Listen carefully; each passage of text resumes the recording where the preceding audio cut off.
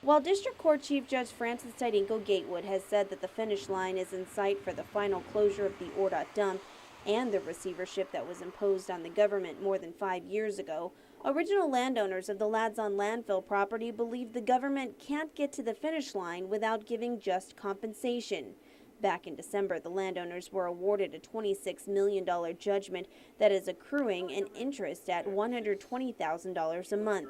Attorney Anita Areola represents some of the original landowners, telling the judge today that they don't want to delay or derail the ongoing consent decree, but urged the court to delay making decisions on the use of consent decree bonds until the landowners could be fully heard on their motion to intervene on the case.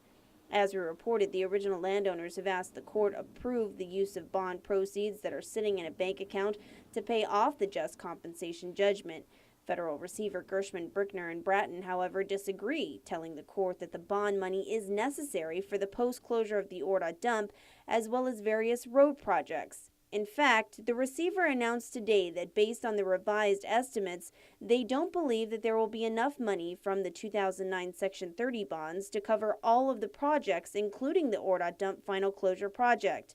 Receiver Representative David Manning says they do not agree with deferring the closure of the Ordot Dump to satisfy the judgment and recommended to the court that the capital savings be reserved for the closure of the dump.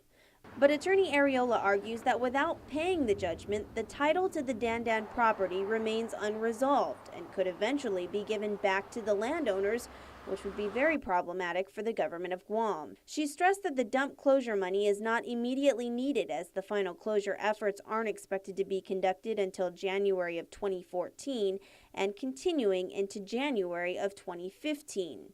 Additionally, Areola suggested that the government of Guam seek reimbursement of closure costs by pursuing action against the Department of the Navy, that decades ago was identified as being a partially responsible party for the Ordot Dump.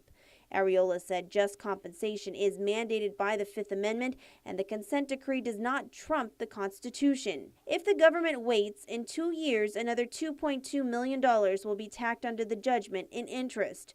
Attorney Rodney Jacob, who also represents several landowners, agreed and said until the judgment is satisfied, the consent decree cannot be complied with.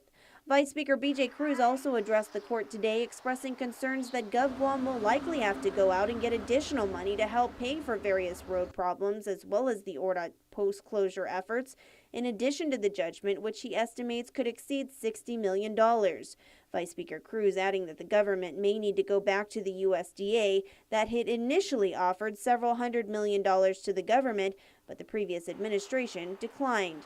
The receiver, however, contends that given the government's previous history of withdrawing its request for federal funding at the last minute, coupled with the current financial debates in Washington, the government of Guam will not likely be successful in a renewed effort in this area. The judge, meanwhile, is waiting on the U.S. Attorney's Office response to the landowners' motion to intervene. Reporting for Guam's News Network, I'm Mindy Egan.